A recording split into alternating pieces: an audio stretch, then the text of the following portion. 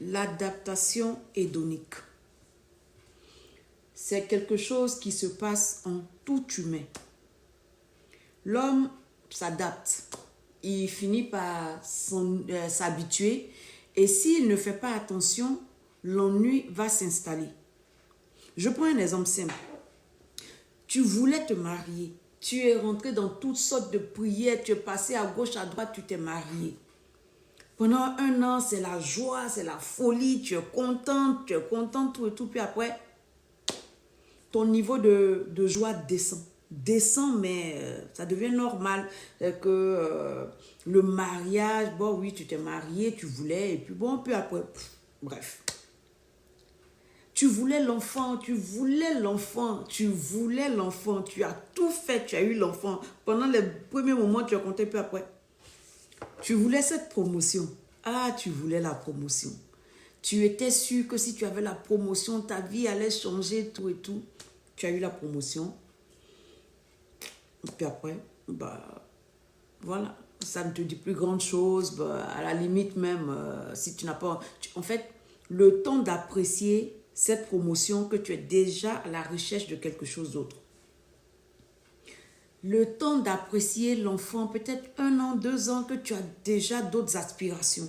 Tu as déjà quelque chose d'autre qui te fait rêver, quelque chose qui te donne envie de courir. Et quand tu as cette chose-là, le hype descend. Cette joie immense que tu as ressentie, ça descend. Cette folie qui te poussait, ça se calme. L'adaptation hédonique, moi je dis que c'est un atout, surtout dans les situations difficiles. Cette trahison qui t'a fait mal pendant un moment après, écoute, c'est la vie, hein? C'est passé, voilà. Donc, heureusement qu'il y a cette adaptation naturelle-là, parce que si ça n'existait pas, imagine que la douleur soit constante.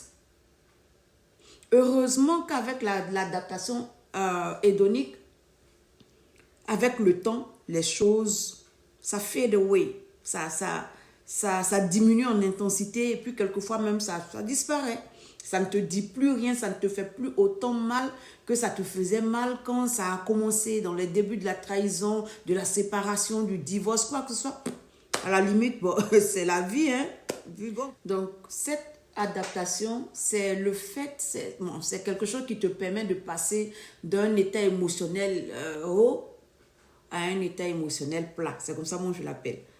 Un état émotionnel moyen, mais moi je l'appelle plat parce que quand tu es content, ça monte là et puis après ça descend, puis c'est plat, ça continue son chemin jusqu'à ce que quelque chose d'autre se présente sur ton chemin pour que tu remontes ou que tu descendes.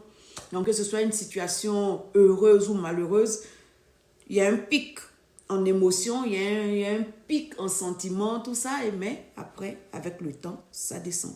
C'est ça, l'adaptation hédonique. Mais moi, je me dis, pour quelqu'un qui a la maturité, pour une personne qui a véritablement cherché un enfant, ne laisse pas cette adaptation prendre le contrôle ou le dessus sur toi. Rappelle-toi comment tu as souffert pour cet enfant et enjoy. Je dis, rappelle-toi comment tu as galéré pour obtenir ce que tu as obtenu. Et puis, maintiens cet état de joie. Ne laisse pas l'état descendre à un point comme si, à un point comme si tu n'apprécies plus ce que tu as eu, comme si tu ne comprends pas toute la galère que tu as traversée pour arriver au niveau où tu es. C'est en ce sens-là aussi que cette adaptation peut être un défaut. Parce que c'est comme si au fil des années, ce pourquoi tu as lutté perd en valeur. Il ne faudrait pas que ce pourquoi tu as lutté perde en valeur. Tu as lutté pour le mariage, il faut que ce mariage garde la même valeur. Peu importe les hauts et les bas, il faut que ce mariage garde la même valeur. Tu as lutté pour un enfant, il faut que l'enfant garde la même valeur. Tu as lutté pour une promotion, même s'il y a d'autres promotions. Si tu ne sais pas maîtriser cette adaptation, elle peut te conduire dans un état d'insatisfaction permanent. Parce que tu cours après quelque chose, tu l'obtiens, puis bon, tu n'es plus intéressé, tu es désintéressé, tu t'ennuies maintenant de la chose, et puis bon, tu seras toujours en train de courir après le prochain hype, après la prochaine sensation forte, et ça va te conduire à une vie instable en fait. Donc c'est vrai que cette adaptation a un bon côté, surtout quand les événements sont mauvais, mais dans le cas des événements bons, il va falloir que tu arrives à te maîtriser, à canaliser ton hype, à ne pas le voir, ne pas le laisser disparaître, faut pas que cette adaptation te pousse à dévaloriser ce que tu as mis tant d'efforts à obtenir.